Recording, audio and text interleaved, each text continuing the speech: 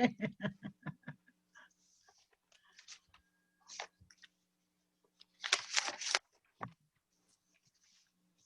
So Wesley, if you want to unmute yourself and tell us where you're from.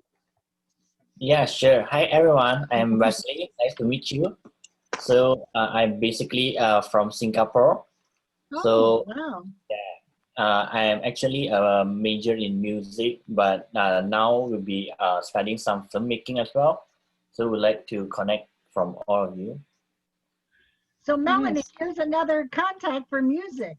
I know, right? As soon as I have one person, everybody else is there. It's like I've been looking for 2 years, and then you get one, and then the parade of people come after. Yeah. It's all good though. It's all good. So Wesley, where did you find us? From the Facebook group. Oh, good, good. Yeah.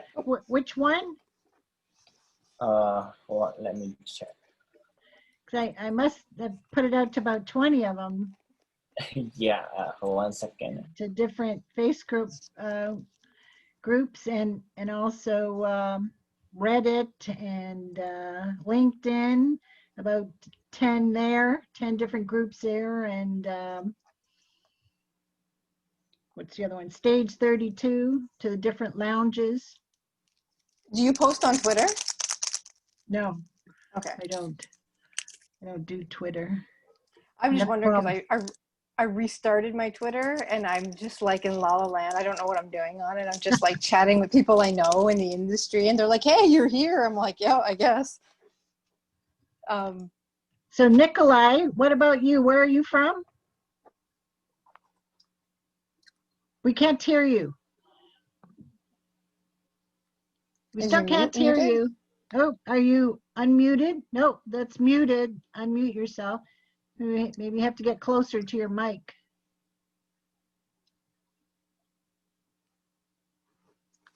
Okay, try to speak. No, we still can't hear you. I can't really find it, the group. I guess it will be one of the filmmakers group. Sorry. No problem. Can you hear me now? But it's still low. Your volume's low. But it's still low. You have to get, I guess, even closer or turn your volume up. Everything is turned up. Still low. So Sarah, what about you? Where are you from? I'm from Ontario. I'm from Windsor, Ontario. Yeah. I attended University of Windsor many years ago. Oh yeah? Yeah, I did communications BA out there, and I graduated in 2008, so that's a few years ago. Oh yeah. Oh, Windsor, that was fun. So Sarah, where did you find us? I think it might have been it was definitely a Facebook group. I think it was I Need a Crew, oh yeah, Canada edition one. Yeah, that's a big group. So. And did you send me an email about some questions? Yeah.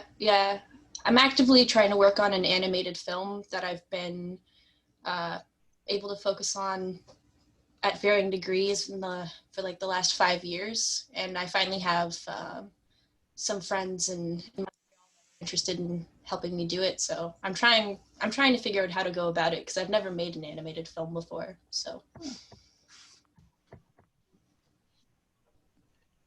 I made 3 short ones, and they're on my YouTube channel.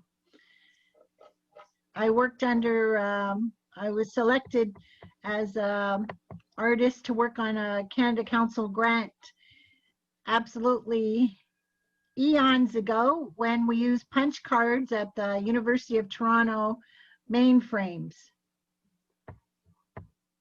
that sounds really cool. Eh? So I made 2 short films there, and then at OCA where I went, it's OCAD now, I did stop animation film dealing with the the stars, Oh, nice. a constellation, how it related to Greek mythology. And I wish I could have done more along those lines, but I never went back to that. So Nikhil, if you want, are you able to get on video and audio? You're muted right now. I have video, but I don't. Now this is Nikhil Sharma. Yeah, hi. How's it going? Hello? Can Hello. you hear? Hi. Yeah, we Can can you hear hear me? you. Okay, great. Will we be Yeah. seeing you? Yeah, I can. I didn't know this. It's all video, but yeah, I can put my video on if you like. And what about Prakul? Are we able to see and hear you? Oh, Yeah, good. hi, hello. Actually, this is my first time, so I was feeling a little bit shy. No problem. And where are you from? So I just moved here in Buffalo 2 weeks ago. I'm doing my master's in data science. Hmm. So this is my sort of hobby, but I do want to take it seriously and make a career in filmmaking and all that. But right now I'm looking out for groups and maybe people who I can approach and find a creative hive or group support group thing. So Yeah, so it's good to check out the various Facebook groups, because they've got for writers and filmmakers and the different genres too. So check those out, and you have to watch, because some of them are not active. Like um, I tried to post in some, but nobody's doing anything since 2019. yeah, So some of those groups are pretty dead, but yeah. I found one or two that were doing somewhat good. Yeah, I'll definitely ask you about these later in this call. Maybe. Yeah, We Make Movies Canada is not really that active right now. Like, We Make Movies in the US is, but the Canadian version is not active at all. I haven't seen them. I mean, they're promoted and everything here, but there's nobody monitoring it. That's what I've noticed. Okay, I think so the most. I think the. Oh, sorry. I was No, go just on. saying. I think in terms of. I mean, like I've also registered on. I mean, I've also on the social media pages like Facebook, and I think the screenwriting one, that is probably the most. Yeah, like up to date and most current. There's a screenwriting. Yeah, the one that you I believe you post on. I think that's the one that I utilize the most. Could you write the name as well in Oh, the chat? it's just pretty much if you have a Facebook account, yeah, you can it's just called screenwriting. I can maybe let me see if I can forward the page. Yep. Yeah, there's I quite a can, few screenwriting. There's about 10 different screenwriting Facebook groups. So check out, which ones are more active, and yeah, the type of people that are in it, and what kind of projects they're working on, and right. how they post that sort of thing. Yeah, but yeah, so there's one that is pretty active, and that's where I find out the most current stuff. But I'll put it on the chat stuff. That's the one that I think that was the one that I used the most. Yeah. Thank you for sharing this. Yeah. So Melanie, are you working on anything different from the last time? Tell us, because these are all new people here. Oh yeah, well I work on screenplays, mostly science fiction and police procedural. But yeah, I've honestly just been reviewing The Journalist, just been reviewing at this point, because I started back to school and I'm taking a third language. So it's really level 2, so they're more in depth. And yeah, that's pretty much me right now. And I'm in the process of really considering a couple shorts to shoot, just to get the portfolio back. going, like just to get stuff online to show what I can do, because there's a gap and I really want to show what I can do now. So, Great. yeah. Wesley, what are you working on? Currently, I am working with one of my friends, short movie, a short video clips. It's about quarantine period. Yeah. Oh, good. And Nikolai, what are you working on? Or do you have to put it in the chat for us?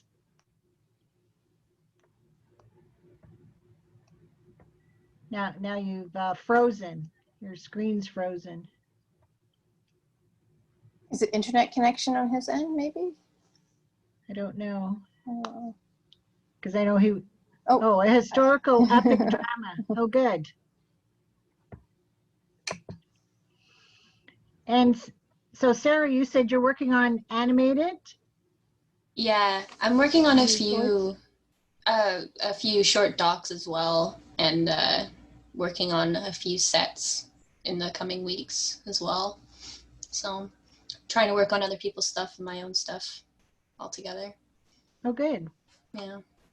I think right now for me, it's just to get something planned and up and going. It's the restrictions that keep on changing in Toronto, for say. I don't know how it is to the rest of Ontario and everywhere else, but we just got deducted down our amount of people we can hang out with, I guess, from groups of, like, it went down from outdoor groups of 100 to like 25 or something because the numbers were rising in Toronto.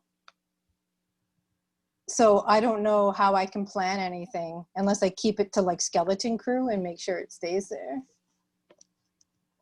And that's Wow. pretty Like, much. Yeah. sorry, in terms of, crew and all, like how much do you actually collaborate with people? Say when you're directing it or when you're shooting it, are you the only one who's guiding the crew, or maybe you have people around you who are helping you out in your process, something? Oh, for me? Yeah, it's usually with, when you got low to no budgets, it's very limited crew. I mean, you're all doing something, but you're all doing more than one thing. Mm-hmm. Unless you get on like bigger, if you get a budget, it gets a little bigger. But I mean, I'm just thinking about restrictions right now that's happening where I am. I don't know how it is for anybody else. And I know you guys in the States, it's all over the place too. So it just changes all the time. You got to keep on top of it because I feel like I can't plan ahead.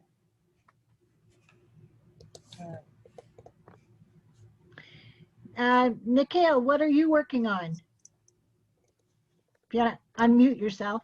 Yeah, sure. Yeah, so I came to the last session, like that was on the Labor Day weekend, two weeks ago. So Right. I'm actually still in that development of my initial script. It's called Raul Weds Isabella. And, the storyline is just about a, 30-year-old, it's kind of a, Indian, it's like a kind of a romantic comedy, kind of like Bandit like Beckham, kind of along that same genre, and Crazy Rich Asians, and it's called Raul Weds Isabella, and it's about a, Indian American, who was, brought up in the States, and, he ends up falling for somebody, very different from, what his family wants. In the age-wise, 20 years older, and not, the typical what you see. So it's kind of along that line, and the challenges he faces, and not just him, like her as well, the cultural differences, and just, yeah. So I'm still, I'm like 10 to 15 pages in, but I'm just continue developing that. I do want to write something regarding, like also like COVID. I just recently watched that mini series, Love in the Time of Corona. I believe Wesley, if I know you're interested in something like COVID, but I know that mini series highlights that. But yeah, I mean, I'm kind of interested in something like that, like a small short COVID film, something fun. So yeah, I'm in the process of kind of developing that as well. So. And Vincent, are we able to hear or see you, or? Well, you don't have to see me, but you can hear me. So I'm, working on. Well, I developed 2 screenplays, and both of them are coming in pretty well for me right now. I just got an option potential offer for my thriller rom-com Fugitive Sweetheart, which deals with a witness protection program and 2 old schoolmates who suddenly reunite, like thousands of miles from where they, grown up. And one's in the witness protection, the other discovers that she is, and, problems ensue. And so we'll see what happens with that. And the other one, I'm working, it's in a couple of awards things right now. It's called Stand Tall, ! It's a rom-com spin on the old sci-fi subgenre of giant woman movies, except our heroine is only a little over 16 feet tall, and she took a press conference. She'd rather entertain people than attack them. She's a Vegas casino waitress who's accidentally been tripled in size, falls in love with the scientist who enlarged her, gets an offer from a showroom headliner for $1 million, and then the scientist is kidnapped, and by 3 mutual rivals of theirs, and she has to find a way to rescue him. And I'm working on getting a virtual table read for next month. I've already got a couple of actors lined up for the 2 lead roles and a few of the others. And I'm looking forward to it. In case there are any actors here who are interested in this, the virtual table read will be at noon Pacific, Saturday, October 24th. Just email me at vp81955@gmail.com and let me know. And I can forward you a copy of the script, and we'll take it from there. Okay. So, Can you write down the Hello? email? Oh, can you send your email address? I didn't catch it. Can you put it on the chat? Yeah, put it in the chat. Okay, sure. I'll repeat it. Yeah. And, Okay. And Vincent, where are you from? Seems you're on the West I'm in Los Angeles right now, but I'm from back east. Originally I moved out here in 2014. I'm also a film historian.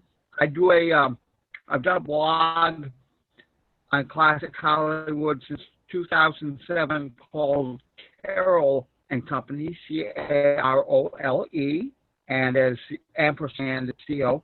And as the title kind of suggests, its focal point is my favorite classic era actress, Carole Lombard, who I've done a lot of research on her. Great. Okay, let me see where I can put chat that. my... And Maisie Wynn, can you speak and can we see you?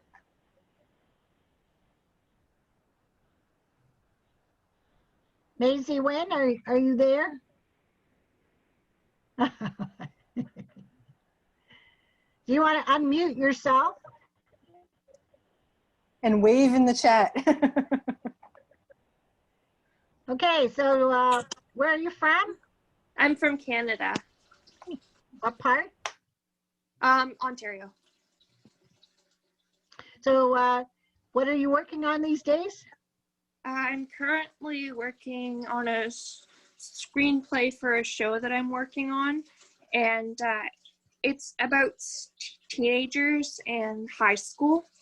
and I'm trying to break the stereotype of 30-year-olds playing teenagers in shows. And it's going to be about two siblings who move to a new part of Ontario, Canada. I'm thinking specifically maybe like Guelph or something. And they move there, and they're both dealing with the expectations versus reality of high school. With a paranormal twist to I it. have to write something for these. Great. Cool. I don't know how to use Zoom. Here, Vincent. So put it in the, Vincent, put it in the chat. It's at the very bottom. And already there's a number 17 over it. So you click on it, and then you can write to. And then tomorrow I'll send all the chat notes to everybody, so you can have them all. So I know Melanie, last time 2 weeks ago, you said you had put down something. You wrote to me. You sent an email saying It was funny. it was funny something that you wrote. What? Like you had left or something. Yeah, I stepped out to use the wash or something like that, and that it came up in the notes. I was like, "That's the best thing I said." Like that's the only thing that was there. I was like, "I gotta go for a minute. I'll be right back." Okay, Vincent's put in his email, so he's looking for actors for. I think he said Saturday, October the 24th. So if you know anybody who wants to be on a Zoom meeting, reading his script. Okay, what about Fatima? Can you unmute yourself and we can see you? Fatima? Hi, good evening. Sorry, I cannot join by face. I'm not in the situation that I can show my face. Sorry. So tell us, where are you from? I am from Iran. Iran? Okay, and what are you working on? Actually, I just, I was writing for when I was teenager. Now I'm almost 35 years old. So I just found that I may be talented in screenwriting, and I just started. That's nice. Okay. And is it a feature film or TV pilot? It's a feature film. Oh, good. So what genre is it? But most of them are adventure and action. Okay. Yeah, they're always looking for action and adventure, yeah. So that's good. Thanks. And what, is it specific to a country or can it be filmed anywhere? Yeah, it can be a film anywhere. Oh, good. Yeah. And Like, is yeah. the lead a male or a female? You know, because I'm interested women rights, I always try to choose my hero as a female. So. Oh, good. Yeah. Because I know years ago I was told that all the big studios are looking for action adventure for women along the lines. All of a sudden I can't think of the movie where she was a writer and then her sister gets kidnapped someplace and then she has to go and find her. Oh, wow. And Michael Douglas was the kind of bad guy, but they got together at the end, and I think they made 3 movies. Oh, wow. What's her name? I can't recall the Romance name. thing is shown. Freckle, do you remember what that was called, that movie? No, even I can't remember. I just blanked right out. Like I'm like visualizing it, and I just blanked on the title. Like, Because I remember there was a crocodile in it, and Michael Douglas at the end makes a crocodile boots out of the crocodile. Oh. are we talking Anyways. about Crocodile Dundee or something here? No, it wasn't Crocodile Dundee. That's Australian. I know, but I'm just thinking about it. I'm like, wait a second. There's Crocodile boots. You know, actually, I'm learning the basic format of screenwriting, and currently I'm watching the YouTube videos and, you know, the books that write about screenwriting, like Sept, like Catch the Cat.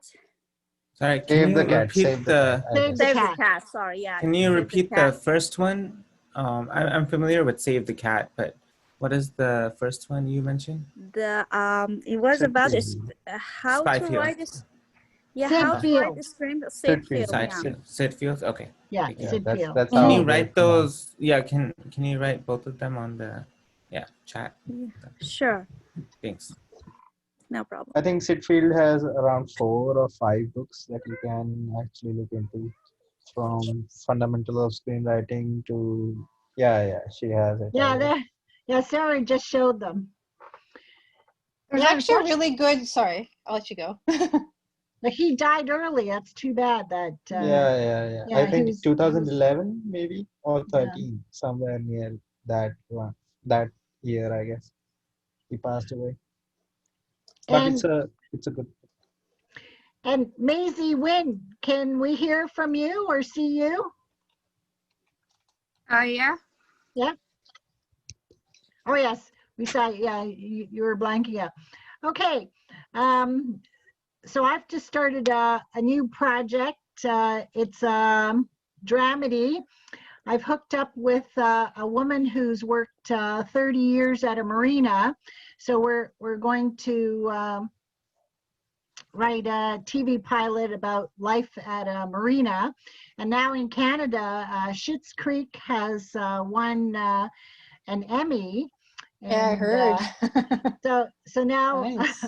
I'll have to get the first season and do some research on it. Also, the other mockumentary is the Trailer Park Boys, you know, because that's one location, because we want to make this one location and, you know, see how these people have done it, or, you know, award-winning, I don't know how many seasons they are. And my husband tells me that the old producers stopped the series, but somebody new has stepped forward to start it up again. So that'll be interesting. Okay. What happens with that series. Wasn't Trailer Park Boys like a student project that went just crazy? Like it just got picked up? Wasn't that the story in Nova Scotia with that one? It started off as a student project and it just like got picked up and it just... I didn't hear that aspect, but I have to do the research on the background and on it. And of course, these days, you know, they want a lot of diversity in the characters. And well, I really don't want to write about COVID, because hopefully that's going to be over soon, right? And like have a regular kind of life at a marina. But of course, you know, there can be all different kinds of problems, because people want to know about people's problems and how they deal with it. That's why you watch movies. Yeah, I've noticed that a lot of you know, just a lot of the shows, they're highlighting COVID into their screenplays. Like I believe This Is Us, they're gonna add like a COVID aspect to their script.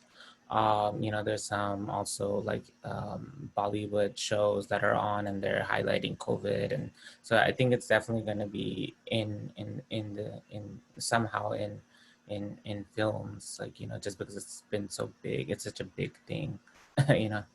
Yeah, Law and Order SVU is doing an episode. I think it's actually just something quarantine. It's coming. I think it's one of the first few episodes or something. Yeah, and I think also A Million Little Things, that show that also is covering COVID. Yeah, so it's gonna be probably gonna be in a lot of scripts now. Yeah, at least the series, like people who are interested in the shows, and yeah. And of course, nowadays, everybody wants single locations with very few actors in that, because of the restrictions with filming. And then right now in Ontario, they've really cut back for, you know, how many people can be indoors and how many people can be outdoors. And that would affect filming too. So how many is it? So are screenplays still, like, are producers still looking into screenplays? Like, even though everything is kind of on pause, like, I mean, a lot of like films or maybe like small independent films, they might, I'm assuming they're on pause. You know, production is not going to start until like we're in a better situation. At least, like, I mean, I'm in California, which is like a high risk like area, like in the Bay Area. So we're very limited right now in terms of like, I don't think anything's been shooting here. I'm not sure other parts, but how is that affecting selling your pitch to productions? Like, should we wait till like we're in a better situation, or can we still start looking? Or yeah, what is your perspective on that? Well, Vincent said earlier that he's been offered an option. So I think producers will be optioning, you Okay. know, at least 6 months to a year. Now, Okay. you know, I would certainly not consider something beyond a year, because things could certainly open up, and then, you know, you're going to limit yourself if they can't put their stuff together, their Yeah. production together within a year, unless of course, if things get worse, you know, that it has to be, but anything that is, like I said, one set with a couple of people in the script, I think that's a lot easier to get produced these days, but that doesn't mean the bigger pictures can't be produced, you know, further down the line. And the thing is, you know, sometimes it takes quite a few years for the pre-production, because they got to think about, you know, all of the locations and, you know, and they can green screen so much.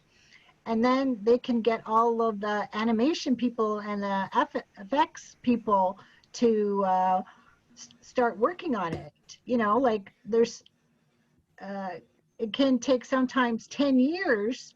I've heard producers say took them 10 years before they could start filming. And that was before COVID. Oh, wow. And Okay. like even in India, when I was in India and this COVID thing happened, like there were more options for the screenwriters to, you know, write for audio films or these what do you say, the audio programs thing. Like you can actually sell your scripts to Audible now. They were more accepting towards new scripts, because even they knew that they can't shoot it, so even they were looking out for stories that can be, you know, heard as an experience. And Audible was one of the few that was hiring actually screenwriters to write. Even newer productions were looking out for these people. If you're simply a writer as well, that you can translate that feeling to something that can be converted into sound rather than images, then definitely start writing and start pitching. And it's never like, never say that you'll have to wait to pitch, because you Yeah. it's an ongoing process. Like there is no best time, there is no low time. If it works for you, it works for you. Yeah. Yeah, I do know shows. I mean, you know, there's kind of an Indian version of Netflix in India. It's called Hotstar, and it's owned by Disney Plus actually. But I know they started watching. I mean, they're still filming shows, at least like new shows on COVID and stuff. Like there's a few shows that are on there, they're in production stage and stuff. So I know like series are definitely. Yeah, and movies are probably limited, but yeah, I know, yeah. Or like small films, they're making like short series and films and stuff, so. Yeah, I was working at a VFX studio before COVID, and from what I gather in Ontario, stuff that's being filmed here, there's been a lot of restrictions. So yeah, I definitely think There's got to be a better way. You can't really do super big productions right now with the restrictions. But the producers in the markets that I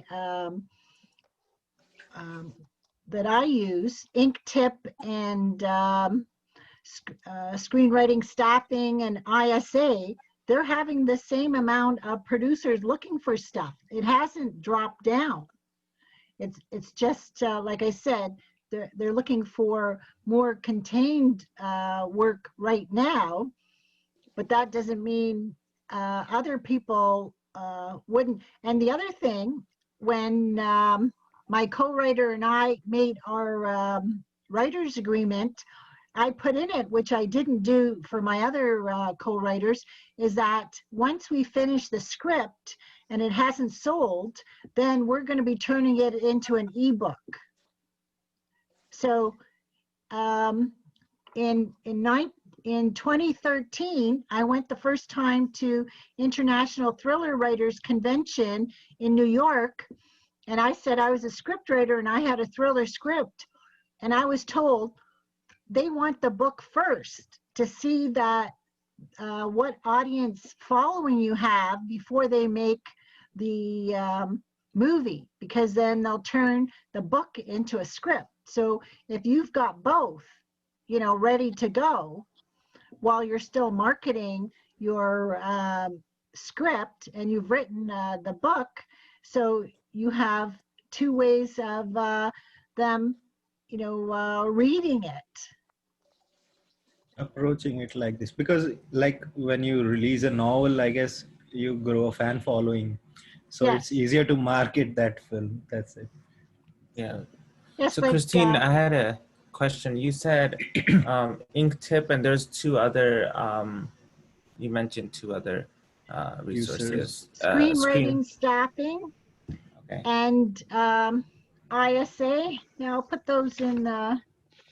Yeah, that'd be great. On the chat ISA room. is networkisa.org. Yeah, I'll type those in the chat.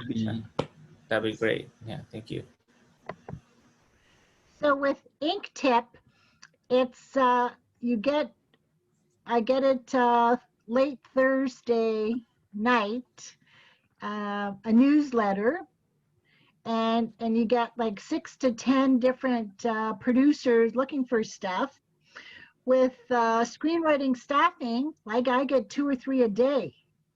Oh. And then with Network ISA, it could be 1 a week. And then Saturday mornings, I check their website to see if there's anything new that I've missed. Okay. So you said to sign up for the newsletter. I mean, do you have to apply for that, or how does that, or do you have to have a? So like, with Inktip, like this Friday, I have to renew to find out the producers' names. So it's $40 US for, I think it's $40 US for 4 months to get a newsletter once a week.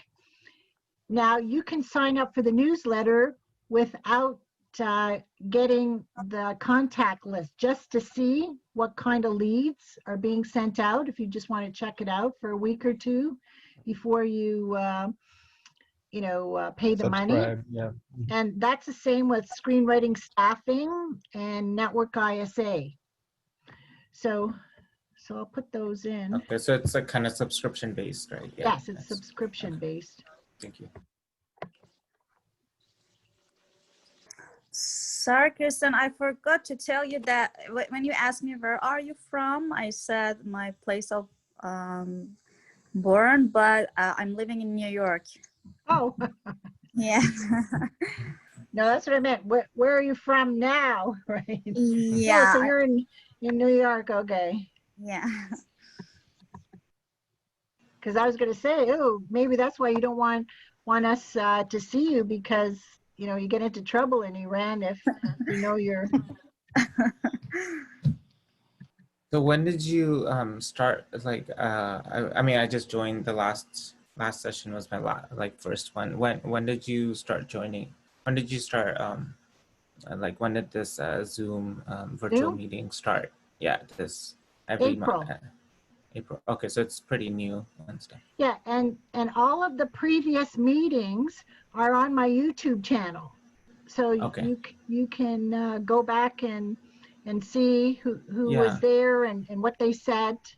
Okay, where's the YouTube channel? Do you think you can put that on the I chat? think Or? she shares the Oh, you link in emailed it, the right? Yeah, you email. emailed. Yeah, I emailed it. Yeah. Email it. Okay.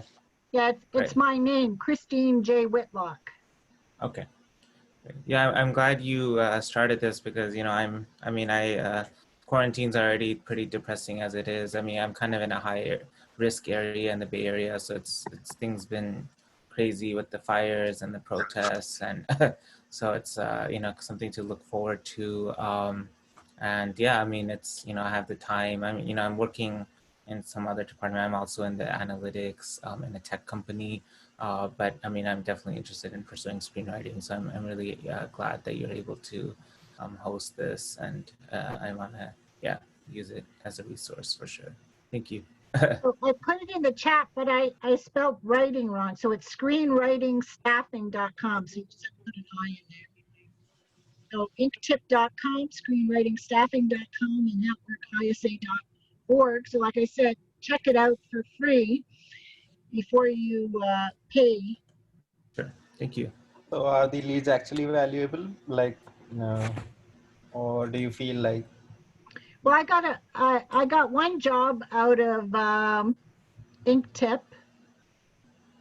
Oh, okay. and like I sent off 3 leads on last Thursday's newsletter. So so there's a bunch that I haven't heard back from. So at least your work is being seen.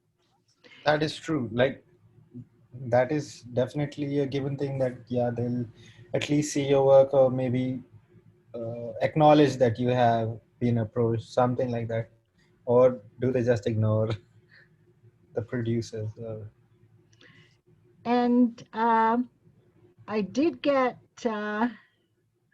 one very good lead where it was a production company in Manitoba, and it was a rom-com script, and then they teamed up with a German production company, and they wanted to do a co-production, and then they asked us to rewrite the script, well, to make some changes to incorporate some German aspects into the script, which we did. We didn't get paid for any of this. It was all on spec, and but then it didn't go anywhere. But at least we had the experience, dealing with a production company and a foreign production company, because they would give us notes. And we had our original script anyways. We renamed the new script. And it was interesting, at our last meeting we were talking about copyright, and WGA,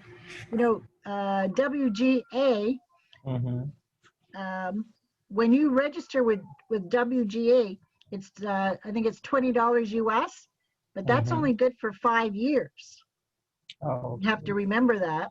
While in Canada, for $50 Canadian, you get it for the life of yourself, plus another, I think it's 75 years after your death for copyright. And I think in the States, it's along the same lines, but I haven't researched how much it is in the States. I think it's, I don't know. I think it's if you apply online, it's in Canada, it's either $50 or $60 to 50, copyright. Yeah, 50.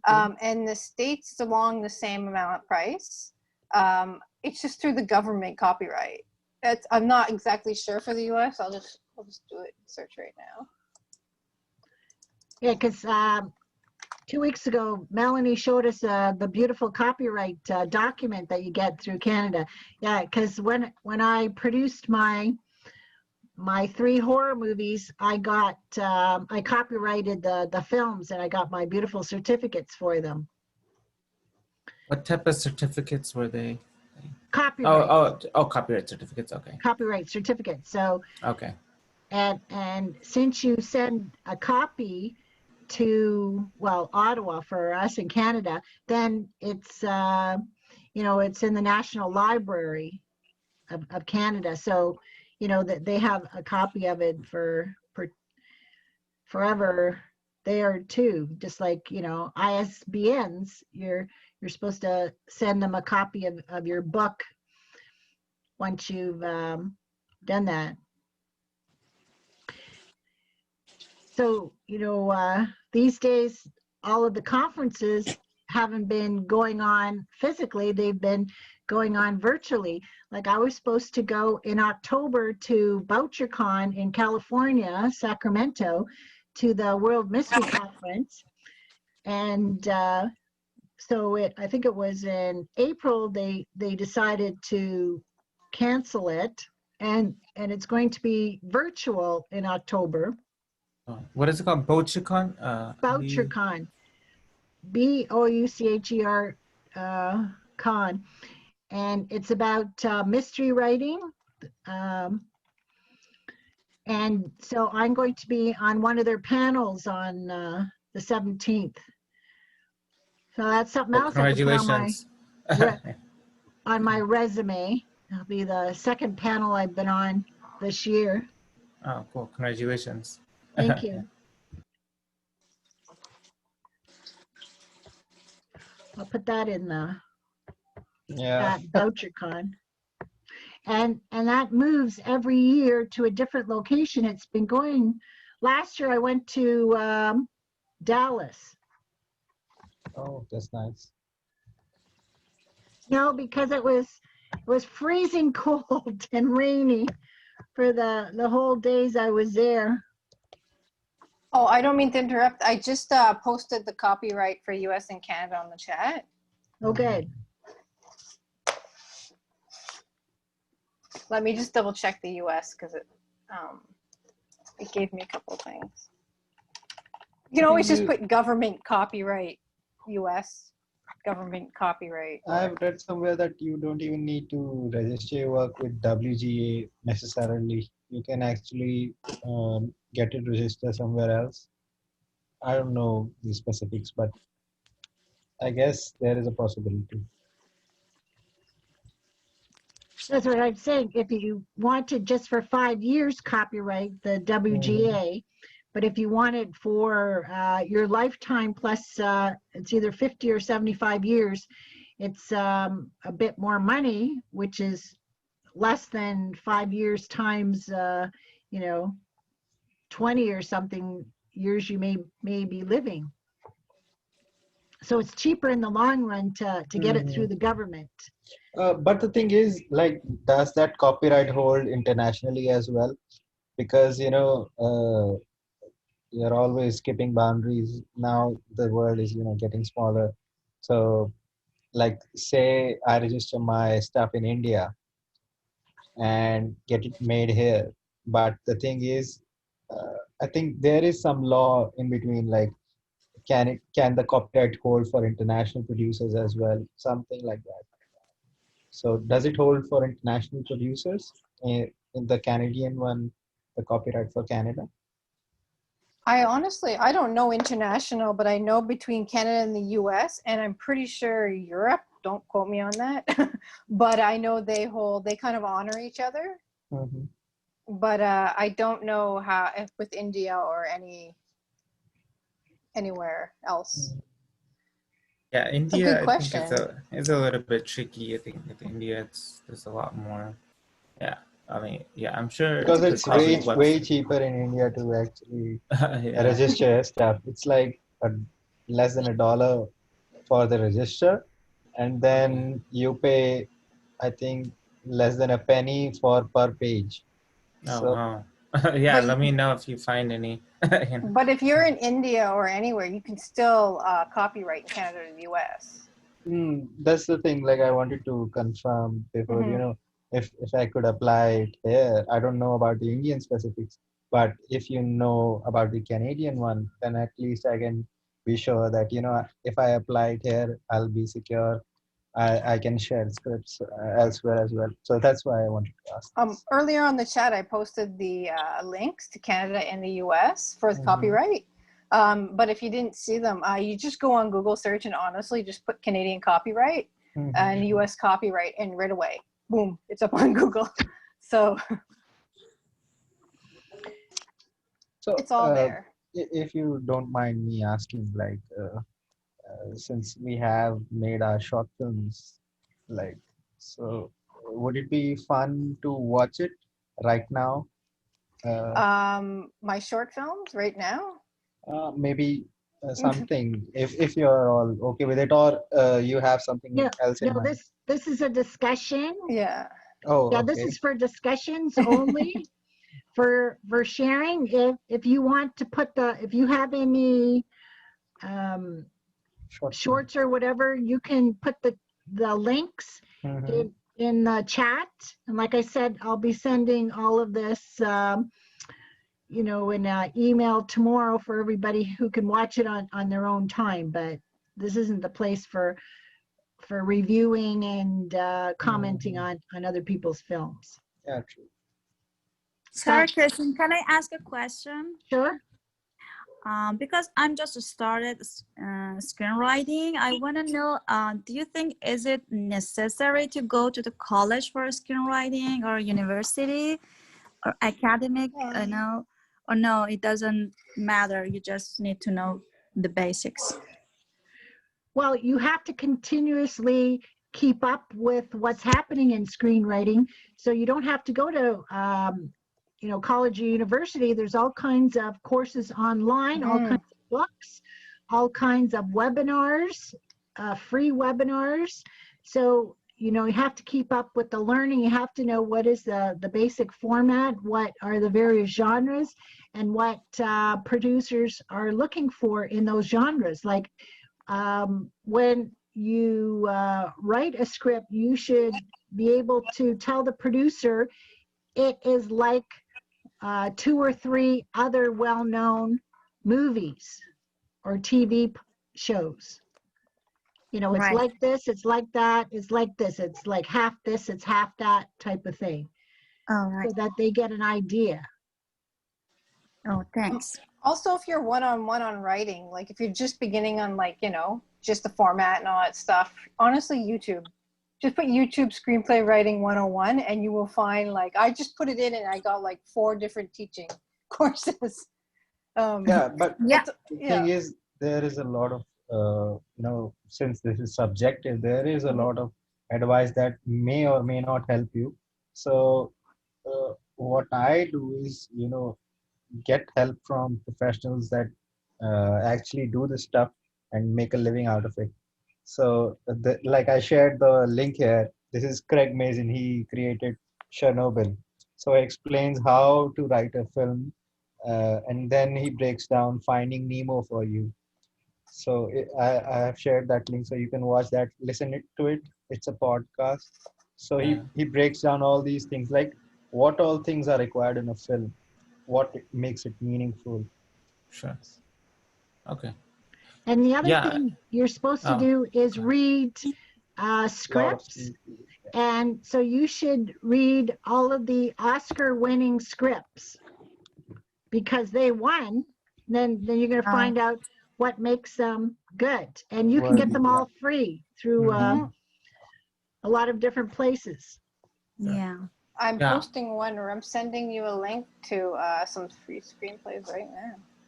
Yeah, what I did was I'm kind of in the same position. I started a few months ago. I mean, I know I was interested in film, and I'm in marketing right now, which is kind of a little bit related, in terms of the advertising aspect. But I mean, I really decided I was interested in script writing after I took a general film class, which had all the elements of film, and I was really interested in the script writing.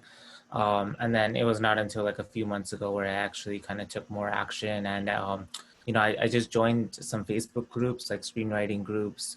So that was pretty informative. That's how I heard about this. And I also took Carol Parker's class. She posts a lot in the screenwriting group. I don't know if you guys ever you took hers, but she writes for Netflix. She's been she's also, you know, kind of has similar experiences where she kind of broke into screenwriting, you know, after a while, like, you know, so, you know, it's something, you know, it wasn't like she, you know, got she got into it right away. So yeah, it's so she teaches the course, and she kind of gives you like a fundamentals, and gives you articles, and then you can write like a whole, that's how I like started my script, is you could write the 10 pages, and then she'll review it and give you feedback and stuff. But I can give you her email address. I could put it on The put chat. it on the Yeah. chat. Yeah. Yeah, that'd be But good. I thought it was informative in terms of actually starting, because it gives me like a lot of the base, and then yeah, and then you have one-on-one calls with her every week, and she'll talk about your progress. She'll talk about competition, you know, things like that, like how to start, yeah, and kind of like a mentorship type. Yeah, so I'll put it on the chat. And I also wanted to mention that a lot of markets will not accept your script if it isn't copyright. So they ask for your copyright, where you've had it copyright, and the copyright number. Now, they don't specifically say that it has to be Canada or the US, you know, if you've got it registered in India, but you would put that, you know, in whatever the copyright Yeah, it should be letters registered. or whatever, numbers. I have one more question. What is some website or weblog that we can send our script and get feedback? For feedback for scripts, you usually have to pay for it through script consultants. Like if you go onto Facebook, you can ask people to read your script and get feedback as a beta reader, and you in exchange would read their script.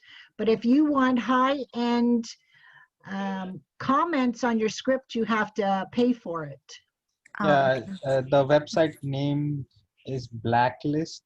Like they review your script for some money in terms of if it can be made or not. Maybe not critically in terms of what you have written, but in terms of how you can, like how the producer will see it.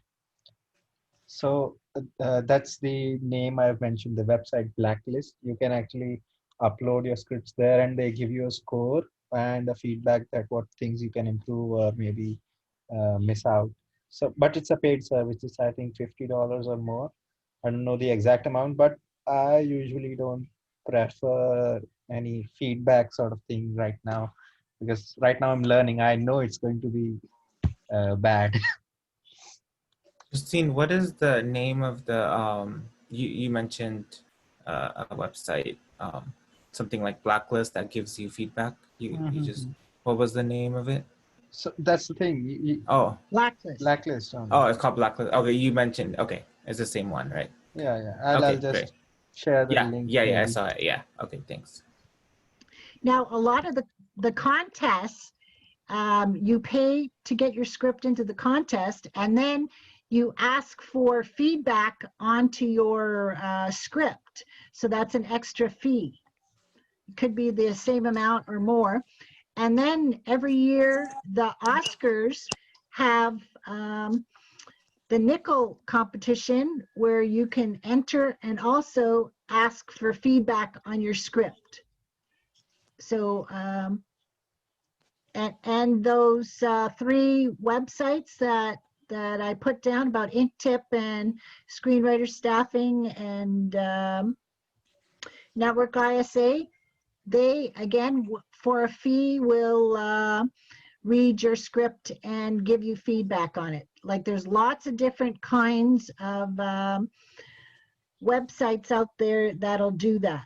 You just have to check out what they offer, you know, how many pages, what is the time limit, can you go back, you know, after you've revised it.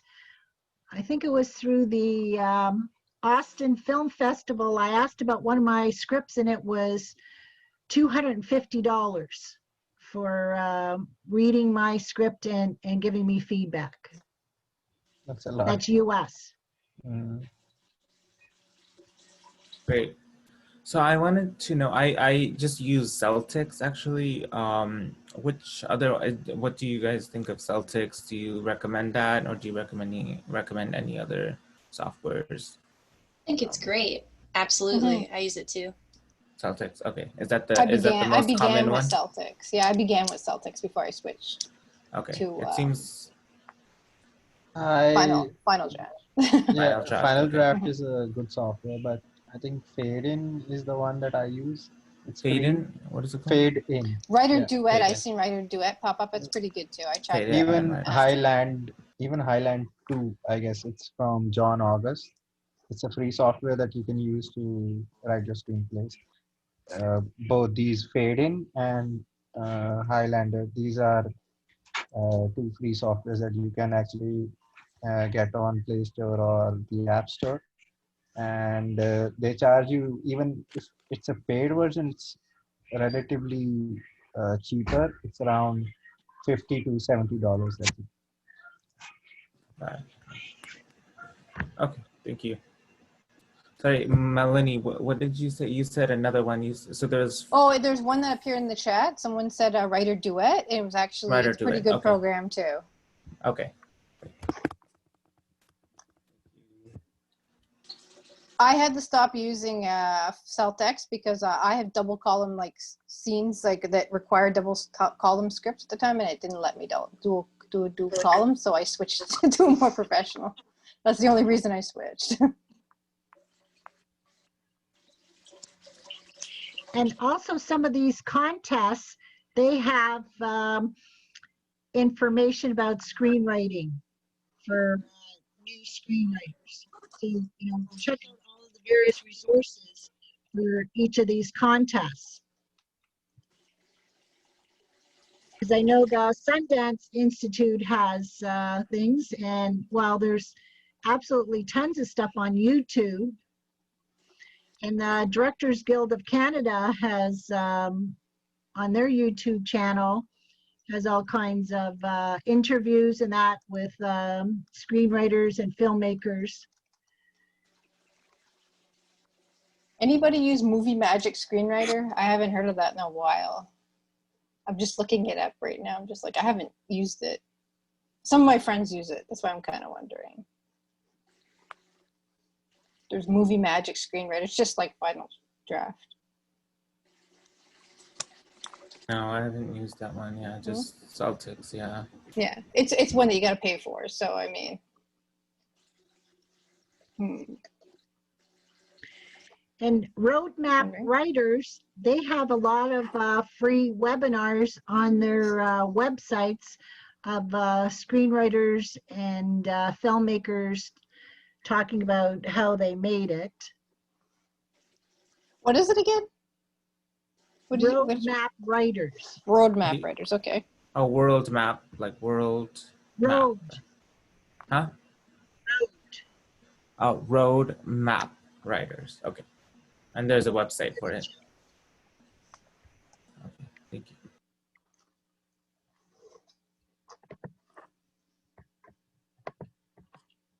It's weird looking at the chat from a small cell phone. I'm just kind of like trying to keep up. Is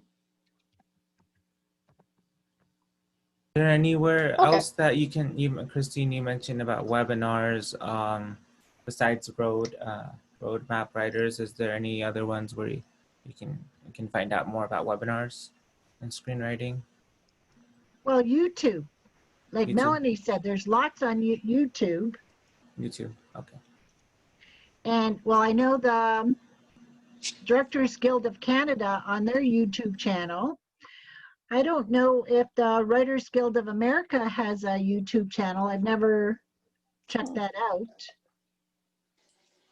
Or any of the contests, the big contests like Austin and Sundance. Well, Sundance has good material, webinars on their on Sundance Institute.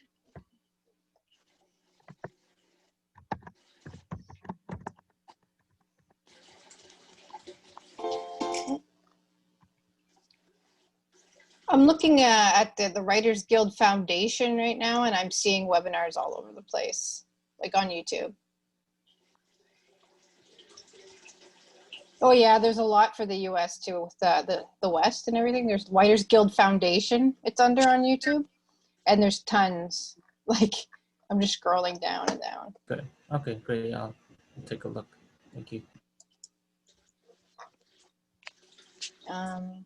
There's also another one to check out too for beginning screenwriters. I've been looking at it a little bit. It's called Film Courage. That's another one on YouTube that's pretty, I like. You get some really good advice from different writers. Whoa, my computer's going. Oh gosh. Because I know somebody emailed me before the meeting and said, how do they keep motivated? Well, again, you know, all those Facebook groups, they talk about motivation and things like that. And then I'm quite sure, you know, if you Google, you know, writing motivation. I think that my biggest challenge is sometimes, you know, I mean, pandemic, you still have a little bit more time, you know, but I think before the pandemic, I was working my commute, you know, I'm in tech and stuff. So that, and, you know, just, I mean, other things, you know, going to the gym and just like daily activities and, you know, family, friends, and just kind of really dedicating that time into screenwriting.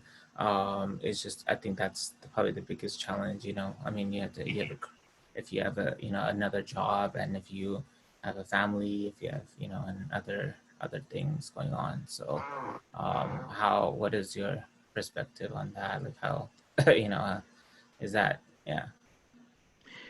Well, I was a journalist years ago, so I had to write on deadline. So the thing is to come up with a deadline that you want certain pages or certain things to be done, and stick to it. You have to be self-motivated, you know, so making yourself commit. Like I have a daily task sheet that these are all the things I have to do today, and well, some things may be, you know, delayed till tomorrow or next week, but I keep having this running list of things that have to be done. So, you know, you could do different things within your personal life, but you've got to also do them for your writing. Yeah. Okay. Yeah. So kind of create like an agenda type, you know. Yes. Yeah. And how many hours you can commit to screenwriting, and you know. Yeah, that you want you know, get to the first draft by so many, you know, in a couple of months, and the edits and things like that. Okay. So how do you? Is it? Oh. Sorry. After you. Yeah, I was just saying, is it common for somebody who, you know, is like in a different career, like in tech, and you know, my average hours are probably 40 to 60 hours a week, and stuff that I have to commit, like, and I mean, you know, when you, like, let's say you submit to a producer and they do want to talk to you, do you have to talk about that like, that you're doing it on the side, or how does that work? Like if you're working as a freelancer, do you think it's manageable doing screenwriting on the side while working, and to producers, are producers okay with that? Well, it depends how many changes they want. Nobody's going to expect you to do it in a couple of days. You Sure. know, I'm quite sure they're going to allow at least 2 weeks. Okay. And you have to decide that, you know, like you said, if you're working 40 to 60 hours, how much time have you got for writing or editing to do? You know, and if somebody said to you, okay, I like this, but I need these changes, and knowing, and that's what I mean, you have to know your time. Okay, well, just say you've got 10 hours extra during the week for your writing. Okay. Can you do those changes in 10 hours? Or you know, bump it up for 20 hours, right? For 2 weeks. Will you get them done? Yeah, right? yeah, yeah. Depending whether it's a TV pilot or a feature. So, you know, with a feature, you've got up to 120 pages. For TV pilot, you got 48. So again, how many pages and how many changes, and that's why you have to know, you know, how many hours can you commit to a week. Right, yeah. So that is common, like people do work outside of screen, like people who've kind of made it and who work on projects, do they work 2 jobs as well? Is that common, or do they have to end up, like, if, let's say, you know, they do get, you know, full-time money from that, do they have to leave their current jobs, or? It just depends. Yeah, on how much you can. And you have to decide if you sell something, at what amount of money will you leave your present job? Right. Sure. To go into writing full time, or if you're not planning to leave your full-time job for whatever reason, right? And you can only commit 10 hours a week, and you'd have to be upfront with the producer and say, you know, I'm working full time and I can only commit 10 hours a week, and if that works for you, that's fine. Otherwise, you'd have to buy the script outright and get somebody else to work on the changes, because I think it's going to be more than the 20 hours. Sure. Okay, so great. You'd have to make that decision. Okay, great. Yeah, I mean, that's kind of in the long run, you know, but I'm just figuring it out. Yeah. Thank you. So what I would recommend reading, I just finished reading it, was great, was Travels by Michael Crichton. He was the one who wrote Jurassic Park. I'll put that in the chat. And he wrote, like, he was studying to be a doctor when he wrote a number of movies. So you can imagine the time commitment. Oh, yeah. There's also, oh, sorry.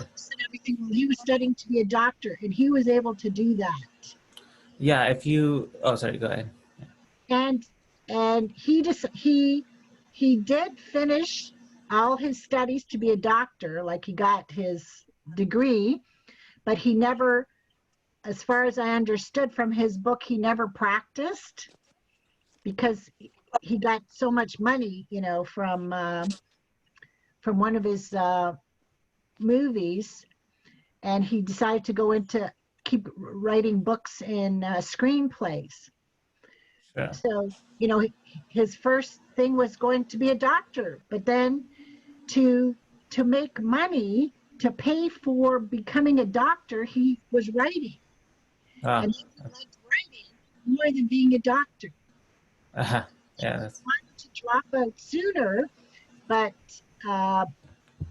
his guidance counselor said, well, you only got a few more months, you know, stick it out and see what happens. And so he stuck it out, and then he decided he didn't want to continue. But he was able, from his knowledge of being a doctor, to write ER, the TV show ER, and it was very successful, right? Yeah. And a bunch of other medical and biological stuff. Like, I finished reading Jurassic Park and Lost World, and I'm going to read his other stuff, but yeah, I'll type it up. You should read, because how he juggled all these things. Yeah. There's also, there's also Roshan Shetty. He there's a new show called The Resident. It's been on for like 3 years, but I watch it. Oh It's yeah. on. The screenwriter and the producer is actually a Harvard MD, and he still practices. He's actually a surgeon. The show is about like surgery, like rooms, and like current events that are happening in the medical field and in surgery rooms and stuff, like the decisions they have to make. And but he writes it. I was reading his, like, he had a YouTube he had a YouTube interview, and he talked about how he wakes up at 4:30 a.m. and writes on the way to his commute. He takes the train and he writes the 2 hours every morning, and he's a surgeon. So, but that's pretty inspiring how he, a lot of it is he writes from his personal experiences being a surgeon and stuff. So I thought that was,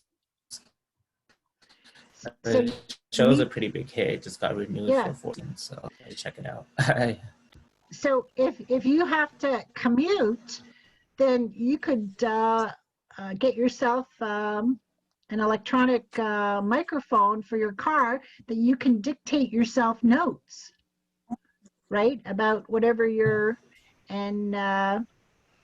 mean, you're not supposed to be texting or stuff like that, but still you can think and speak into the mic to continue with because thinking takes a long time sometimes because I'm also writing a sci-fi football script, and I'm reading books and watching movies about football and that, because I really don't know anything about football, and also about aliens. I'm trying to read everything.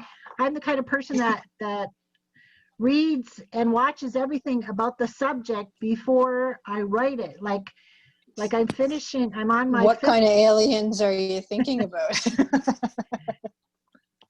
and like I'm finishing the edit on a Hallmark romance movie, and like I just binged on Hallmark romance movies, especially the Christmas ones when they were earlier this year, and I'm still watching 2 or 3 a week. Like after this, I'm watching a Hallmark movie on DVD from the library, because I have other ideas for Hallmark movies. So I'm that kind of person that has to really research everything before I write it. But then you find out, and then I thought, here I'm doing about aliens, but I'm also writing, I haven't written for a while, another alien novel that's got aliens in it. So my research isn't stopping with this one script I'm doing. It's also going to help in my other novel.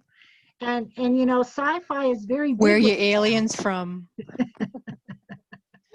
I was like, where are your aliens from? I write so much about aliens and conspiracy. It's from that star constellation that I did the animated movie in years ago. So none of your research or your knowledge is ever wasted, and anything you write, you never destroy. You just cut and place it someplace else, or you make a different draft of it.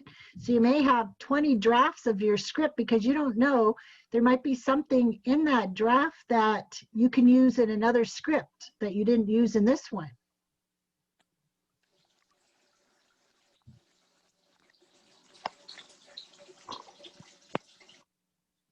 I think Maisie has put in a question that you can help answer, maybe. What does she say? How do I pitch a show? Do you have any advice on this? Is there anything that you would recommend that I check out? Well, again, maybe that's what I said. You have to research. If it's a TV show, you have to find similar shows and research at least one season of the TV pilot. And in the first season, And that's why it says how to write descriptions in your screenplay. You have to read other scripts. And Melanie gave you the website where you can get all kinds of free scripts. So you have to read how other people have written those award-winning shows. So find the similar, whether it's sci-fi or comedy or whatever, get the scripts on those shows. Also, this is as corny as ever, but please check your local library, because I've never had so much great resources from the Toronto Public Library. I think I've gotten more resources than I've ever had in my life from this library. I mean, just in general, just everything. I always pitch the library because it's there and it's free. Use it. There's courses online. Gale. I mean, for Toronto, I'm pretty sure most major cities have, you know, different programs, but there's like Gale courses where there's free intro to screenwriting. Like if you're just starting, there's everything. Just check it out. Thank you. Sorry, what was the, Melanie, what was the website that you shared with? There's a lot on the chat. Scroll up. It's sorry, I'm gonna check out what I sent. There's just it's called imsdb.com. IMSDB. SDB, okay. like it's like IMDb, but IMSDB. Okay, and you can get a variety of scripts on there. There's a lot of scripts there. There's just everything. Like I'm opening it up, I'm seeing the Joker, like right away. Cool. I'm seeing Black Panther. I'm seeing Thor. I'm just seeing the whole list. Okay. But I'm not sure which, because some of them have different drafts. Yeah. So I mean, just check them out. I think one of and I think one of the when I was doing Carol Parker's mentorship program, she said that, you know, I think my ideas are really good, but I think, and then, you know, I'm still learning on the format. I think there's some areas of improvement, but she said that the grammar, actually, a lot of people don't realize, but that's actually something that people disregard. Like that, I mean, even though your ideas are good, but the grammar, she said that I need to, you know, really, you know, improve on, like, you know, that's, just double check and, you know, little things that actually can make a big difference. And just read more scripts. So do you have just read more scripts, because when I started learning screenplay writing, the first script that was put in my face was Shawshank Redemption, Frank Darabont, and that is kind of advanced. Yeah. But I mean, there are other scripts. You can look at television. Like I have like Star Trek and Buffy the Vampire Slayer on my shelf. Oh wow. So I mean, like there's some go-to ones you go to right away. Like you can go online and find television, film, whatever. Even if you're into radio play dramas, anything is available. Do you have any good books on like improving the grammar? Like if you were to write a script and stuff, like grammar, or is grammar it just in the sense like what are you saying in terms of? I mean, like when she was reading my script, she just said, you know, there's, I mean, I'm from the Bay Area, so there's a lot of like kind of slang and things like that I kind of put in my script and I don't realize it, and I think it shows for people who are reading and like, you know, I'm so used to like texting and WhatsApp and Facebook message that I don't follow when I'm writing. I don't follow like when I'm writing the conversations, I don't really completely follow, but has to be like you have to write complete sentences. Still be good. Yeah. So I think that's a challenge for me, just because of the whole texting and WhatsApping and email. Even my work, we use like Skype. We use Skype and Slack and things like that. So it's just been so informalized, like not formal, like, you know. So and that shows. I mean, I am a good, you know, I've always been a pretty good writer, but I think because of that it's been a disruption, you know, and it's hard for me to get back to that. You know, like today. In my 5th edit of my Hallmark mystery, I went through every sentence and checked the verbs. I made sure that each verb was the best verb I could use for that sentence. And also, you have to remember that scripts are all present tense, and depending on novels, it can be present tense or past tense. but all scripts are 100% present tense. And you get called out on that if you, you know, keep changing tense. So it's very important to really go through, and like for my 5th version, I highlighted all the verbs. So I made sure that it was in the present tense for the description. Like it could be past tense or whatever future tense in the dialogue. But again, check that it was in the correct tense for my whole script. And then my next edit is that the end of each scene, that you know, there's a question mark about why they want to come back and keep watching the movie, right? Is it interesting enough? Is there enough questions in the mind of the viewer audience. that they'll come back? Because you don't want it to be boring and tell everything. You have to, you know, have cliffhangers so that they'll keep coming back. Especially since mine's a mystery, and there's all these thefts going on, and how are they going to find out who's done the thefts, and is there enough clues? Yeah, I think like the film works on this basis only, that what happens next. The audience must always ask this question. So if that is not happening, then I think somewhere down the line the script is boring or you have missed out some points. So that's a really good question to ask yourself all the time. What happens next? That's how the audience will see it, how I will see it. Then, sorry, in terms of even in reading scripts, I will suggest that first you start writing, then you compare what you liked, like the movies you liked, and try to inculcate that maybe in your scripts, and then try to find out how they did it. Like refer them, not read them as Bibles, because at the end of the day it's your story, and like the things that the stakes will be different, the characters will be different, the setting will be different. So just write your story, but refer the Oscar ones or maybe the other ones for reference in terms of how they achieved or solved a similar problem you have encountered in your scripts or in your story. Like that's how I would suggest for going about reading scripts. Thank you. And Maisie, since you live in Ontario, what city?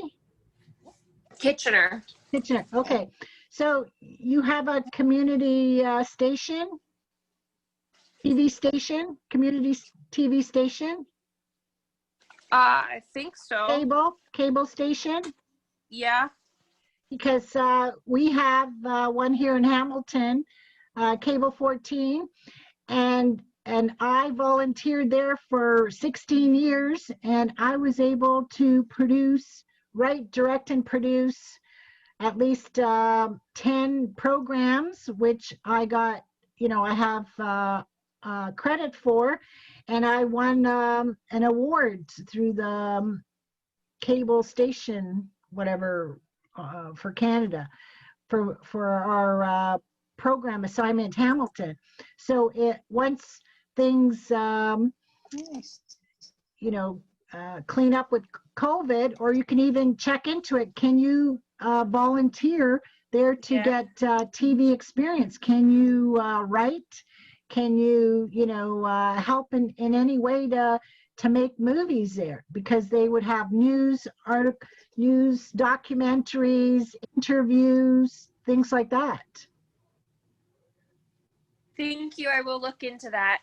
Yeah, because I'm quite sure Kitchener is big enough. Yeah, it is. The population keeps going. And when 2021 comes and hopefully we're out of this COVID thing, keep an eye on film festivals too. Okay. The film festival circuit around Southern Ontario, because there's a lot of stuff like courses and like just talks and live. I mean, I remember like live readings that were happening from like small film festivals and groups.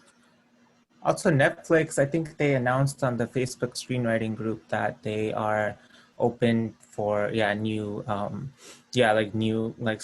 competitions and stuff just through Netflix and stuff like but they post on the screenwriting group. But I know they're very open to different types of shows and miniseries and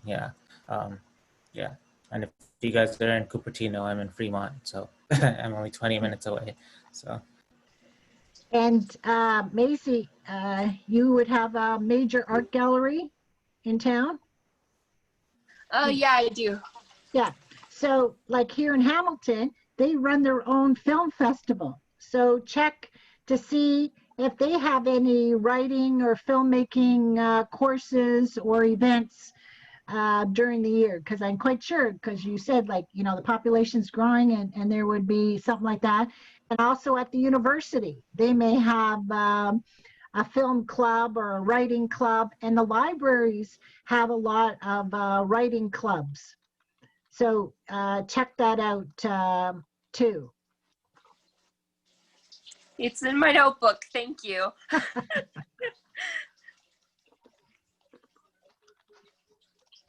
Christine, you mentioned that there's you're doing some sort of like Halloween or like type of Halloween like special month. Like there's going to be another extra meeting for that. Oh, horror writers. Horror writers. Yay. Yeah. When is that and stuff? That's next week. On Monday. Okay. Next What Monday. exact day? What exact day? Just 28th.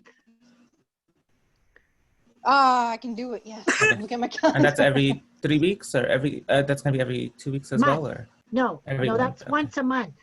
The Once fourth Monday of the month. The Scriptwriters and Filmmakers is the first and third Monday, and then Horror Writers and Filmmakers is the fourth Monday of the month. So I run 3 meetings a month.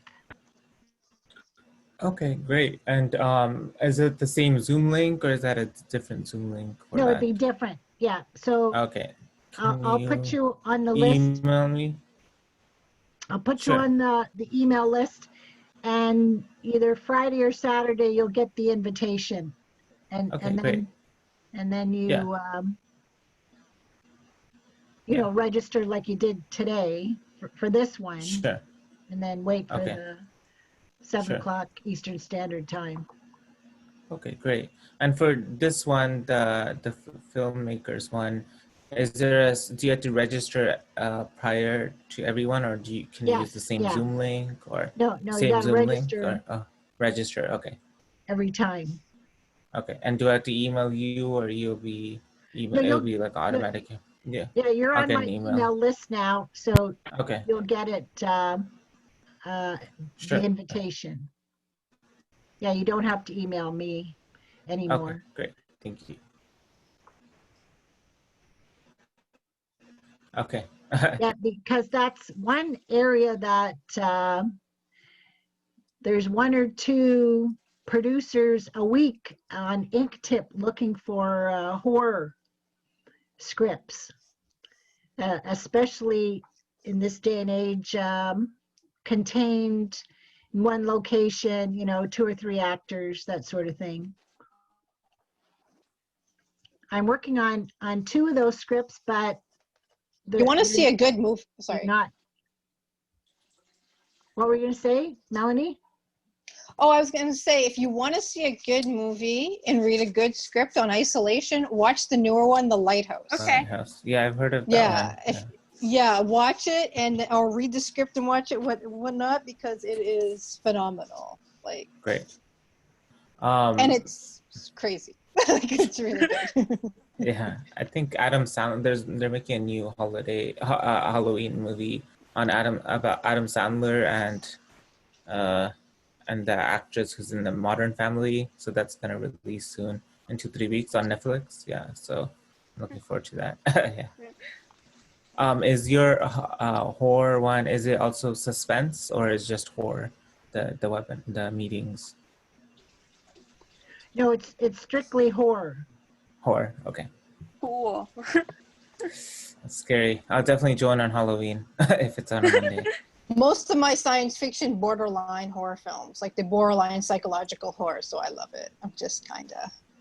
Yeah, I like suspense horror. I'm more into suspense. Yeah, but yeah, I'll be interested in joining a few and see. Even I Yeah. would be interested. Yeah. For that, the Halloween session maybe. Yeah. Melanie, did you see the Shutter Island? I've the one Shutter Island. Leonardo DiCaprio. Oh and- yes, I've seen that movie. Oh yeah. Is was it great. is it the genre that you mentioned, horror psychological or no?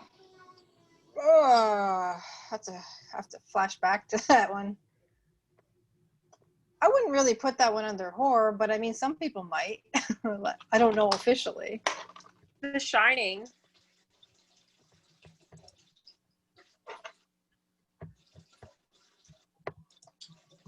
It's been a while since I saw Shutter Island. It says mystery thriller for Shutter Island. It's not under, but it is pretty spooky, I have to admit. Oh, thanks.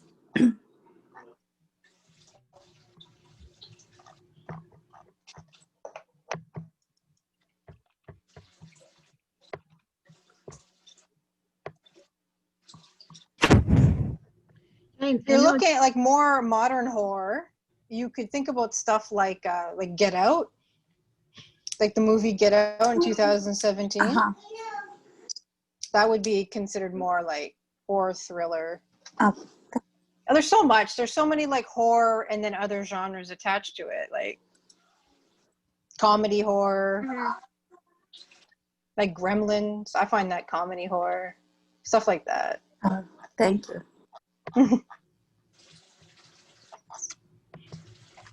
Or even that previous movie. Has anyone seen The Gift? I think that's the psychological thriller or suspense movie that it's underrated, but it's a good movie in terms of psychological suspense and thriller. That's just recent, or? Yeah, I think it's recent. Like I watched it recently. Doesn't mean it's recent, but I'll have to check maybe. Just a minute, I'll check. I'm just like trying to find. It's on Netflix. Okay. I mean, I've always liked Halloween. With Jamie Lee Curtis, I really like it. Okay. Yeah. It's a 2015 movie, but it's I really enjoyed it. I don't know how much you like it, but it's a psychological thriller and suspense movie. I have not watched it, that version. I'm thinking of a different one. Halloween is good with Jamie Lee Curtis, and I mean I like the 2018 one, and I think they were supposed to release the new one this year, but that's gonna be postponed, unfortunately. But that's one of the series I look forward to. I think they're making, I think everything is just gonna, this whole year, it's not a good time for a movie. The Shining's really good too. I remember watching it. I really enjoyed Doctor Sleep more than Shining, because I think Shining was changed to what it actually meant. Doctor Sleep had a better storyline in terms of what's the story about the shine. That I don't think The Shining captured well. Maybe they went on a different track, which is, I don't know how it is, but I preferred Doctor Sleep much better than The Shining. Well, it was adapted from a book though, from the Stephen King. So yeah, Stephen King. They had to cut out a lot of things for the movie to happen. But I think the acting and just the script in general was phenomenal and great psychological portrayal. True. So I went on IMDb and I found that movie with Michael Douglas. It was called Romancing the Stone. Oh, okay. Is that the 80s one? 1984 with Kathleen Turner. Wow.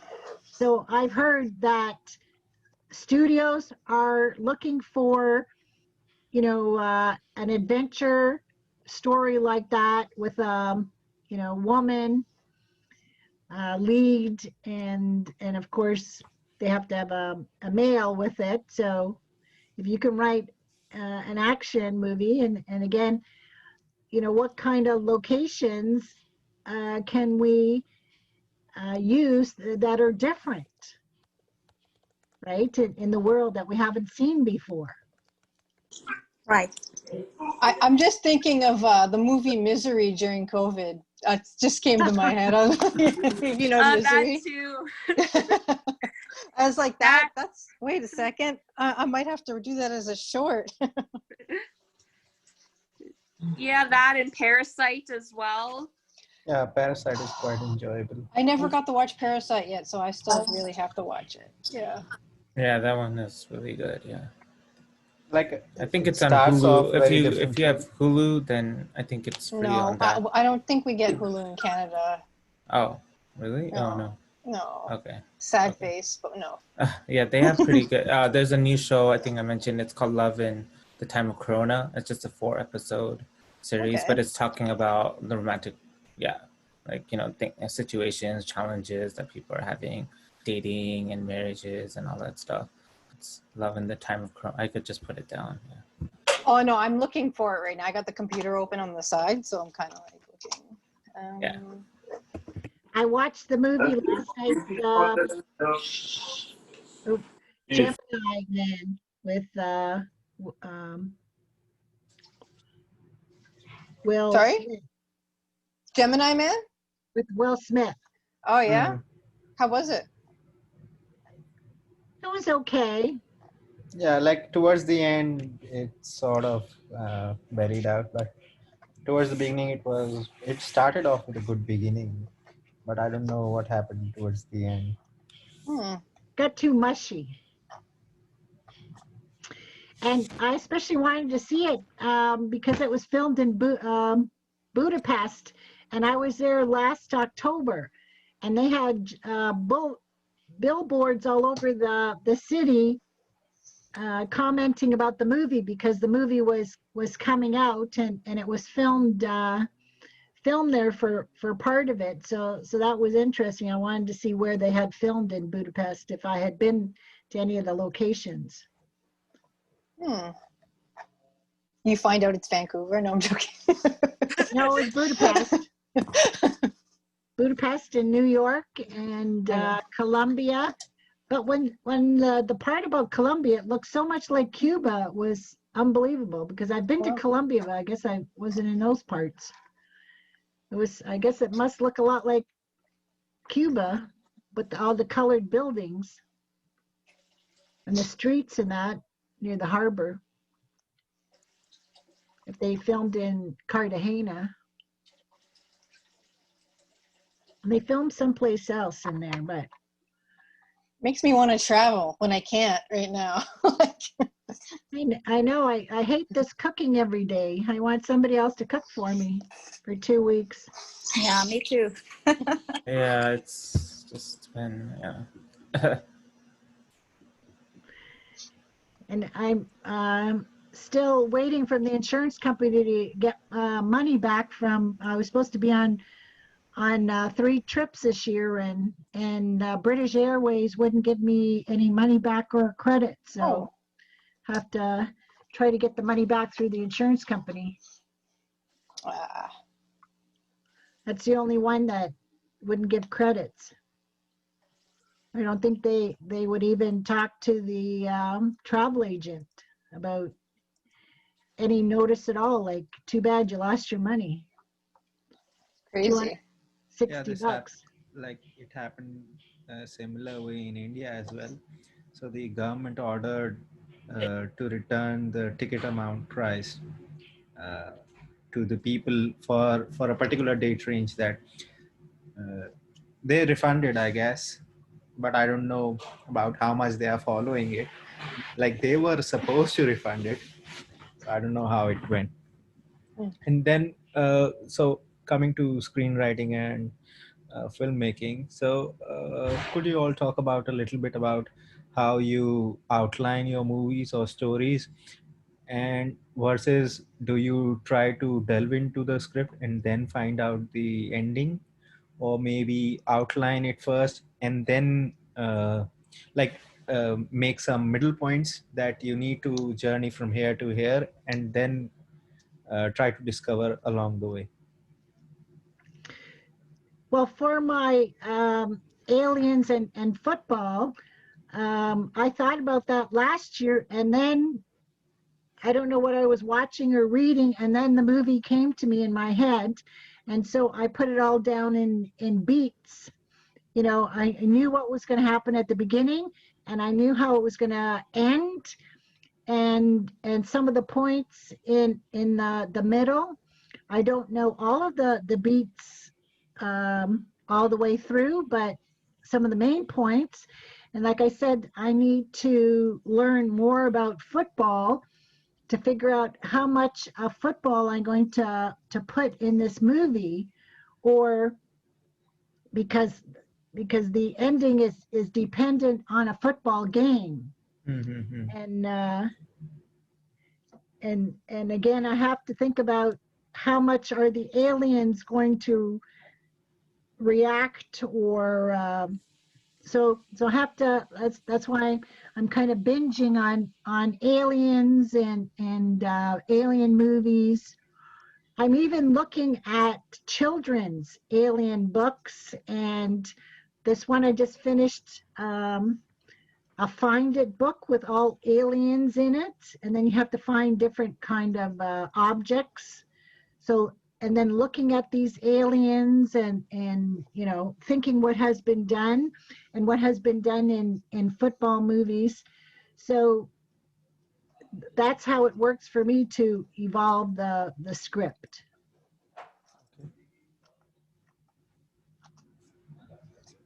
My process, I come from I'm a director and writer, so for me, when I'm looking at it, I guess now I've just been looking at it from an actor's perspective.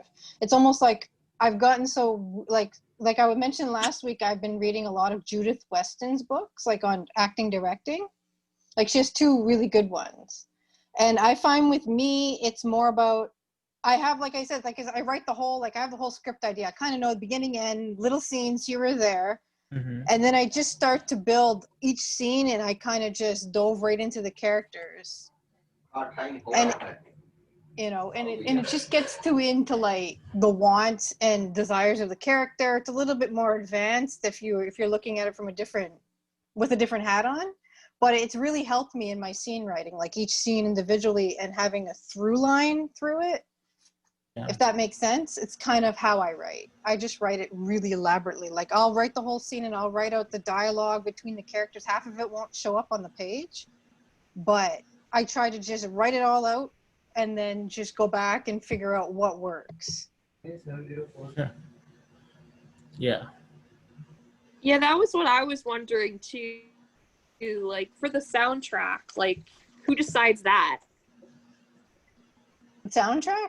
Yeah, like the songs that are going to be played in the scenes. That's the producer probably, right? Or no. Or the it's up to the director, or maybe you can actually write your like the songs you prefer in the script. That is not advised, but you can actually write it, because you know, once they know that it's like the producers of the song know that it's in the script, so they'll charge you for that. Like they'll increase the amount, maybe like even they say that if you write the name of the song that you're going to use in the script, they'll just put another 0 in front of at the end of that copyright song. Maybe that's how they say it. So in terms of choosing a background score, I think you work with your music director and stuff like that. But yeah, you start that in planning, but I mean that's more for sound. You have the producers and everybody. We have a discussion with sound and whatnot, and yeah, there's a whole process for that, depending on your budget, depending on a lot of things. For me, when I'm writing though, if I wanted like a specific song, I never write a specific song in my script. Just it's me. I write, like, say my characters are going into a club. I might say like a heavy metal song playing in the background, and I might just if it's not too wordy, I might describe what's happening a little bit. like, you know, the lead singers and stuff, but it's all about what you're writing and what you want to put into the story, if it matters, you know? Like they walk into a club and it's metal or it's pop or whatever. You just put pop song plays in the back. I wouldn't boggle down with that much detail at the beginning. That's just me though. Yeah. I wouldn't put like specific song by, I don't know, what's the popular artist these days? Like You may insert not get the anybody. rights. You may not get the Yeah. rights for the. You have to get the rights, yeah. Yeah, Like because it's always, or they could be extremely expensive, Yeah, true. you know, for the budget. Or I mean, there are exceptions, but for me, I mean, at the budget I'm at right now, I'm not going to put, I would love this by Within Temptation or some band I love so much. I would just put like, you know, metal or symphonic, you know, just something. Sure. Because you might change your mind later on and be like, oh, I don't really want metal anymore. I want to change it to, I don't know, rap. I don't know, you know, or you might want to change it to a different, more specific and, you know. Yeah. Yeah. Circling back to Prako's question about the, you know, how you start. After doing the mentorship program with Carol, she advised, at least, you know, if you're starting off, she made me do an outline of just the scenes and stuff, if it's a short film, and just kind of a breakdown, like, you know, so I did usually like one, so I did a 10 descriptions for my outline, and each description had one page. Yeah, like it kind of represented a page or like a half a page. And so that way it's, at least it's easier to write the script then, and it's a little more organized. And that helped me, I think, just like kind of, you know, because it could be a lot and it can just be all over the place, you know, so I think the outline kind of just gives a little more structure, but it kind of depends on how, I'm more of a structure person, so I prefer that, you know, but I think the outline, I can send you some, I think she gave some articles, if you want, I can send some to you, Okay. And the other thing you have to do is character outlines. On all of your main characters. You have to know what motivates them and what their needs are and their, you know, childhood and what their likes and dislikes their are. wants and needs. And yeah, you have to know your characters beyond what how they evolve towards the end of the story. You have to know them a lot more than what you're putting into the script. I kind of go through this thing right now where I'm doing like, I'm writing a new script. I call it Embrace because it's kind of the working title I'm working with. And I'm trying a style I started off with because I find I kind of went around and I just tried different stylistics of writing and it didn't work for me. So I'm going back to the beginning. And I've noticed that when I'm breaking down, like when I'm in a scene with my characters, I kind of like, what do they want in the scene? What do they want from each other? Like, it's kind of like just different layers of how they're interacting, how they would interact. If I have 2 or 3 characters and they're like, it's tense, I got to know how they interact with each other. It's almost like they're real. If that makes sense. That totally makes sense. Yeah. It's like you dive right into it, but you got to make sure it's like like I said earlier, the through line of the script has to be there. You got to be going towards everything has to be going towards the message you want to say in the script, like your core. There's different schools of thoughts on it, but I mean, I find this works for me. Okay, there's only a few minutes left before we end. So if there's any last questions or comments you want to make? Yeah, I have one more question. Is it better to write with a pen or with the typing with computer? Whatever works for you, but eventually you'll go to the computer. Celtics is probably the best because I started off on Word when I was doing the program. I was doing Word, and that was like, because the format is also important, and you don't want to rewrite everything. You know, I thought I just thought that, but just by using Celtics was. And there's in terms of like how you'll say if your scripts get picked up, how you'll distribute it to other actors, how you'll find out how many scenes you have between other actors, stuff like that. So it makes it more readable and more accessible to others when you write it in a uh, computer. That's the only difference. If you try to write it with the hand, then you'll make errors. That's the first thing. Then even spell check. Then you'll have to count the locations.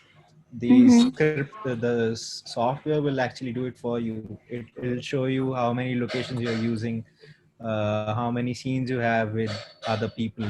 So in that terms, it makes it accessible. But yeah, like you can always outline your story on page, and then maybe try to translate that on computer. For me, since I'm Okay, a thanks. visual learner, me writing it down personally helps me, having the paper pen. But I do like, so it's just a lot easier to type it up eventually. But for the brainstorming process, it's a lot easier Oh, yeah. for me to do I'm like paper. you, I think. Good. I Okay. personally, I'm from an old Even schoolish thought, guys. I write everything and I break it down on pen and paper, and then I just go right for the program. That's just me. Okay. There's so many different ways to do it. I mean, as long as it hits the program and it's legible by the time you're writing it on your program, you're fine. Thank you. I had a question for I'm going to be attending these because I feel like they, I think if I don't attend these, then I'm not going to pursue anything. Just because when I go on the groups, the screenwriting groups, I think it's, I try to do that. Like, I think that's the only way I feel like I can stay connected, but there's a lot of information on there, and sometimes I get overwhelmed with just so much, and sometimes it's off topic. And so like when I try visiting like every week, so I prefer these types of things. Just I feel like I can get more out of it. I mean, Christine, I mean, maybe like that, I'll be attending like every 2 weeks. But I mean, if possible, can we like share some of our scripts, just like the formatting, or like is there a way to like screen share and we can kind of like also use that as well, or Well, it'll since be this more is going, discussion based. sorry, if this is going on YouTube after, I don't feel comfortable having my scripts on Right. YouTube Okay. for like Well, I'm more not scripts. privately. Yeah. Like, Well, I'm not more, scripts, but maybe like scripts that are already posted, like, on, and then we can kind of share on like the format, like how to learn more about the format or any good ideas, like something like that. No, this isn't the venue for that about Okay. form, Sure. if you want to contact somebody within the group who wants to do that with you, that's fine. But to put in the chat that you want to share a script with somebody, but no, this is a discussion group, not knowing people's work. Okay. All right. So it will be mainly the Zoom call, or maybe we even have a group, Facebook group or WhatsApp group, like where we can actually communicate with other members as well. Are you planning to do anything on that? Or No. There are other groups that are doing that. There are other Facebook groups that do that. So no, I won't be doing any of that kind of stuff. And like I said, there's consultants that do that, and I'm not qualified to do that. And I've got too much work to do. Okay.